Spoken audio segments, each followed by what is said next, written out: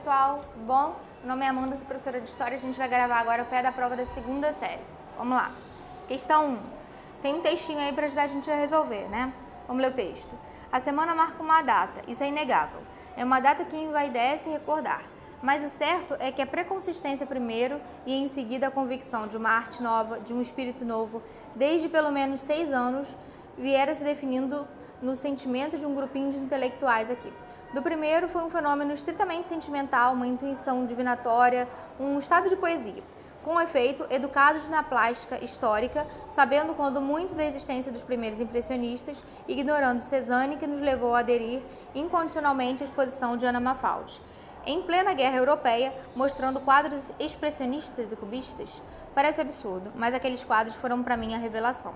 E aí é um trechinho do Mário de Andrade, de 1942, falando sobre o movimento modernista. Questão 1, então, está perguntando sobre a Semana de Arte Moderna e perguntando o que é incorreto afirmar sobre a Semana de Arte Moderna entre essas alternativas aí. Resposta, letra E. Do ponto de vista artístico, o objetivo fundamental da semana foi acertar os ponteiros da nossa literatura com a modernidade contemporânea. Para isso, era necessário entrar em contato com novas técnicas artísticas, expressas principalmente pelas vanguardas europeias. Olha só, a Semana de Arte Moderna, ela tem o objetivo de trazer uma questão nacionalista, uma questão brasileira para cá. A semana não teve um objetivo político, né? Acabou tendo consequências políticas, mas a semana ela tem um objetivo artístico inicialmente, de restaurar ou de trazer uma brasilidade, uma nacionalidade para a arte, né? Por isso a gente fala, e aí uma arte moderna, por isso a gente chama de Semana de Arte Moderna, né? E ela tem uma importante atuação aqui no Brasil, um importante papel político no Brasil, por causa do rebuliço, das consequências que a semana vai ter, né? Os artistas eles vão se juntar para ler as críticas da Semana da Arte Moderna à noite, e vai acabar que vai gerar uma questão política muito forte relacionada a essa questão nacional, tá bom? Então, a resposta da número 1 é letra E. Questão 2. Entre 1930 e 1937, a sociedade brasileira presenciou forte polarização política, tendo de um lado a Ação Integralista Brasileira, AIB, e de outro a ANL, né? A Aliança Nacional Libertadora. Sobre essas duas frentes de lutas, pode-se afirmar que... E aí, qual dessas afirmativas, né, dessas alternativas está correta sobre a ANL e a AIB? Bom, vocês lembram que a ANL ela era liderada pelo Luiz Carlos Prestes, né? A ANL era comunista, e a AIB liderada pelo Plínio Salgado, que ela era integralista, né? Ela tinha fortes feições fascistas. Então, a resposta dessa questão 2 é letra C de casa. A ANL teve a adesão de comunistas com o objetivo de conter o crescimento do movimento fascista representado pela AIB, tá bom? Então, a ANL e a AIB elas vão fazer oposição, principalmente durante o governo constitucional de Getúlio Vargas, né? Entre 34 e 37, mais até do que no primeiro momento do governo provisório, tá bom? Então, no governo constitucional, a gente tem essa polarização muito forte entre esses dois partidos políticos, tá? Então, resposta da número 2, letra C de casa. Número 3. O ano de 1930 foi um divisor de águas na história do país. A partir dessa data, houve aceleração das mudanças sociais e políticas. A história começou a andar mais rápido. No campo que aqui nos interessa, a mudança mais espetacular verificou-se no avanço dos direitos sociais.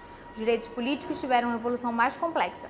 O país entrou em fase de instabilidade, alternando-se ditaduras e regimes democráticos. Aí é um trechinho do José Murilo de Carvalho. Como o texto indica, o ano de 1930 representa uma profunda mudança na história do Brasil. Descreva essa profunda mudança, ressaltando os aspectos políticos e econômicos do período. E aí eu fiz aqui para vocês um esqueminha para facilitar. Entre os aspectos econômicos, a gente tem a diversificação agrícola, já que o café estava em crise. Lembram disso? A gente tem convênio de Taubaté em 1906, onde o governo começa a comprar as sacas de café e estocar para manter o preço do café alto no mercado internacional, né? Só que a partir do governo Vargas, esse café ele vai ser queimado, porque o preço do café continua caindo e teria que manter o café com um preço minimamente estável. Só que, além disso, a gente precisava diversificar nossa economia, não dava para a gente ficar se baseando só no café, não tinha como fazer isso. Então, o Getúlio Vargas, ele faz uma política de diversificação agrícola, tá? Produção de frutas e de outros grãos, né? Diversificando para que a gente não ficasse somente baseado no café, na produção de café. E vai existir um forte incentivo industrial também para modernizar o Brasil, né, nessa questão industrial.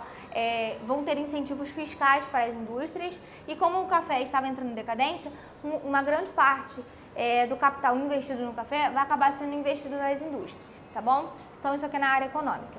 Na área política, Getúlio Vargas, a partir de 1930, né, ele põe fim à República do Café com Leite, acaba essa polarização entre Minas Gerais e São Paulo, esse revezamento dos dois no poder.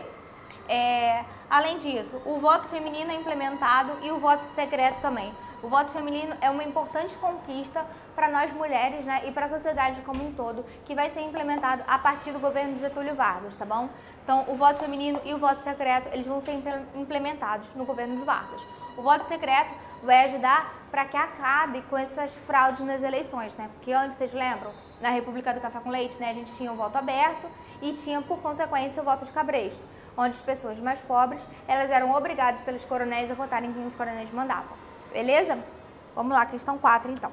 A partir de 1942, estendendo-se até o final do Estado Novo, o Ministério do Trabalho, Indústria e Comércio, de Getúlio Vargas, falou aos ouvintes da Rádio Nacional, semanalmente por 10 minutos, no programa Hora do Brasil. O objetivo declarado do governo era esclarecer os trabalhadores acerca das inovações na legislação de proteção ao trabalho. Aí um trechinho da Ângela de Castro Gomes. Outro trechinho agora. O fato é que, de obra de ficção, o documento foi transformado em realidade, passando das mãos dos integralistas à cúpula do Exército. A 30 de setembro era transmitido pela Hora do Brasil e publicado em parte dos jornais. Olha só. Então, esse programa Hora do Brasil, ele era um programa de rádio, né? Que rádio era o principal veículo de comunicação na época. E esse programa tinha cerca de 10 minutos, onde o Marcondes Filho, que era ministro de Getúlio Vargas, ele falava à população sobre as medidas que Getúlio Vargas estava implementando, sobre coisas que estavam acontecendo no governo, e para também conseguir um apoio popular, né? Então, esse programa é Hora do Brasil. Hoje, esse programa existe até os dias de hoje, só que ele foi transformado, né? Obviamente, Getúlio Vargas morreu já há muitos anos. Hoje em dia, o programa se chama Voz do Brasil e ainda é transmitido em algumas rádios, tá bom? Num horário específico, enfim. Mas nessa época aqui, esse programa tinha a obrigatoriedade de todas as rádios do país estarem ligadas, conectadas e transmitindo esse programa, principalmente em locais públicos, como, por exemplo, padarias, mercados, enfim, tinha que estar conectado, tá bom? O documento a que se refere o texto, né, na parte aqui do texto do Boris Fausto, esse texto final, ajudou Getúlio Vargas a dar o golpe que criou o Estado Novo. Olha só, existia uma ideia de que estariam tentando implementar um golpe comunista no Brasil, né? E esse golpe comunista, ele vai servir de argumento para Getúlio Vargas implementar o golpe, ou dar o golpe, né, e implementar o Estado Novo, né, que é o momento de ditadura no governo dele. A Hora do Brasil era esse veículo de comunicação entre o governo e entre as pessoas. E através da Hora do Brasil foi-se falada essa ideia de que estava havendo uma tentativa de golpe comunista no Brasil e que isso tinha que ser cuidado, que o governo precisava fazer alguma coisa para isso, enfim, né? E a gente chama de Plano Cohen, então a resposta letra E, o golpe ou a justificativa que é dada pelo governo para a implementação da ditadura, né, no Estado Novo. Plano Cohen seria essa tentativa de golpe comunista no Brasil, tá bom? Essa coisa que não aconteceu, né, mas que foi disseminada pela imprensa para fazer o povo acreditar e para dar, entre muitas aspas, legitimidade ao golpe de Getúlio Vargas, tá bom? Então, questão 4, resposta letra E. Questão 5. A Constituição de 1937 estabeleceu que o ensino pré-vocacional profissional destinado a classes menores favorecidas é, em matéria de educação, o primeiro dever de Estado. Cumpre-lhe dar execução a esse dever, fundando institutos de ensino profissional e subsidiando os de iniciativa dos estados, dos municípios e dos indivíduos ou associações particulares e profissionais. A partir do conhecimento e da análise do texto da Constituição, é possível afirmar que a política educacional do Estado Novo, então, o textinho está ajudando vocês aí a entender como era a política educacional, né, na parte da educação do Estado Novo, que é esse momento ditatorial do governo de Getúlio Vargas. Resposta letra C. Previa a criação de um sistema educacional público, igualitário e permanente para os cidadãos brasileiros, independente de sua condição na estrutura social. Ou seja, essa questão educacional ela foi pega pelo Estado como uma espécie de responsabilidade né, pelo governo para tornar igualitária a educação para todas as pessoas, tá bom? Então, resposta da número 5, letra C. Questão 6. Tinha razão o camponês que declarou no 8º Congresso dos Sovietes: tudo vai bem, mas se a terra é para nós, o pão é para vocês. Isto é, para os comissários. A água é para nós, mas o peixe para vocês. As florestas são para nós, mas a madeira para vocês. E explique em que sentido essa denúncia chocava-se com o projeto bolchevique de todo o poder aos sovietes. Olha só, botei aqui para vocês. O projeto bolchevique, ele previa todo o poder aos sovietes, né? Era uma das frases lá do projeto bolchevique. Só que, conforme esse trechinho está dizendo pra gente, essas coisas não estavam acontecendo. Por quê? O projeto bolchevique previa paz, terra, pão e liberdade para todas as pessoas. Só que isso não estava acontecendo. Então foi uma espécie de denúncia, uma espécie de reclamação do camponês de que aquilo que tinha sido falado, né, de que o projeto não estava acontecendo na prática, tá? E aí esse trechinho está ajudando a gente a interpretar essa denúncia. Então olha só, estava se falando uma coisa, mas na prática estava acontecendo uma coisa completamente diferente, tá bom? O camponês não estava tendo acesso a essas coisas, beleza? Conforme o projeto bolchevique previa, ok? Questão 7. Em 1929, a Bolsa de Valores de Nova York quebrou. As ações se desvalorizaram drasticamente, os estoques de cereais se acumularam, os preços dos produtos baixaram, fazendeiros faliram. As grandes indústrias diminuíram fortemente a produção, as médias e pequenas fecharam. Grandes massas de trabalhadores ficaram desempregadas. O Estado, essencialmente liberal, não intervinha na produção e o mercado sozinho não controlava a crise. Para controlar a crise, Franklin Delano Roosevelt, democrata eleito presidente em 1932, lançou um programa de reestruturação nacional, o New Deal, cuja meta era promover reformas profundas na sociedade norte-americana. Baseando-se no texto, responda: qual a diferença entre liberalismo econômico clássico e liberalismo praticado pelo New Deal? Olha só, o liberalismo econômico clássico, ele prevê uma autorregulação da economia, de que a economia ela tem que se autorregular sozinha, não prevê um intervencionismo estatal, o que é completamente diferente do New Deal, já que o New Deal trata-se de um intervencionismo estatal. É um plano, né, conforme está falando aqui no texto, do Roosevelt, de restaurar a economia norte-americana após a crise de 29, que é uma crise de superprodução e subconsumo. Então a grande diferença é essa. O liberalismo clássico, ele previa que o Estado deveria se autorregular, ou seja, sem uma intervenção do Estado, tá? A economia deveria se autorregular, deveria agir sozinha, né? Sem que o Estado intervisse. E o New Deal é um plano de intervencionismo estatal. Essa é a grande diferença, ok? Questão 8. Observe a figura. Temos aí um quadro muito famoso, né? Guernica. E aí tem um trechinho. A Europa já não é liberdade e paz, mas a violência e a guerra. Durante a ocupação alemã de Paris, alguns críticos alemães que virão lhe falar de Guernica, Picasso responderá com amargura: não fui eu que a fiz, fizeram-na vocês. O comentário de Pablo Picasso em relação à sua obra refere-se a quê? Ou seja, aqui que essa obra Guernica, já caiu em várias questões essa obra, a que está fazendo referência? Resposta, letra B de bola, vou botar logo aqui. Letra B de bola. Ao bombardeio alemão na cidade basca em apoio ao general Franco. Olha só, então estavam acontecendo horrores na Guerra Civil Espanhola, né? Horrores de uma destruição danada. E esse quadro ele vem para mostrar essa destruição toda que aconteceu e a atuação da Força Aérea Alemã em apoio ao general Franco contra as forças revolucionárias, tá? As forças republicanas, né, no caso. Então esse quadro está mostrando pra gente essa destruição, esse horror todo, tá? Então a resposta é a letra B, bombardeio alemão na cidade basca em apoio ao general Franco. Aqui. Questão 9. Nós queremos um dia não mais ver classes nem castas.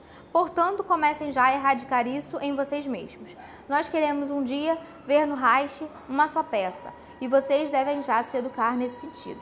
Nós queremos que esse povo seja um dia obediente e vocês devem treinar essa obediência. Nós queremos que esse povo seja um dia pacífico, mas valoroso, e vocês devem ser pacíficos.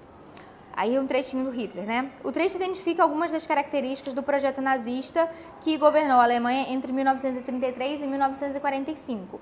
Entre elas, Então, olha só, qual dessas alternativas aí diz sobre uma das características do projeto nazista que governou a Alemanha? Qual característica? Resposta letra C. Submissão total da sociedade ao Estado, expressa na ideia de obediência. Olha só, essa obediência era uma ideia central na doutrina nazista, em que o Estado deveria controlar economia, política, costumes, sociedade, etc. E que o povo deveria obedecer fielmente ao controle do Estado, tá? Essa é uma característica do regime nazista na Alemanha. Então, questão 9, resposta letra C. Questão 10 para acabar. Paz, pão e terra. Assinale a opção que representa corretamente um fato que conduziu à Revolução Russa. Então, olha só, entre essas alternativas, o que conduziu à Revolução Russa aqui? Resposta letra B de bola. Lançamento do Manifesto de Outubro de 1905, instaurando a monarquia constitucional parlamentar, possibilitou a criação dos soviéticos dos Conselhos de Trabalhadores e significou uma tentativa de liberação do regime que, entretanto, não foi consolidada. Olha só, o czar, em resposta às manifestações de outubro, ele criou, ele abriu o regime para a eleição da Duma. A Duma seria o parlamento. E a partir desse parlamento, né, da Duma, seria uma monarquia constitucional. Mas isso não aconteceu na prática, porque, na verdade, o poder continuou todo concentrado nas mãos do czar, tá? Mas essa abertura para o parlamento possibilitou o surgimento de grupos opositores. Possibilitou não, porque já existiam, né? Mas amplificou esses grupos opositores ao regime, né? E, na verdade, foi uma medida do czar que tinha o objetivo de tentar conter essas revoltas, mas que não aconteceu, já que, na prática, o poder continuou concentrado nas mãos do czar, né? Então, a resposta da questão 10, letra B de bola. Falando aí do Manifesto de Outubro. Bom, gente, espero ter ajudado vocês. Boa prova. Até mais.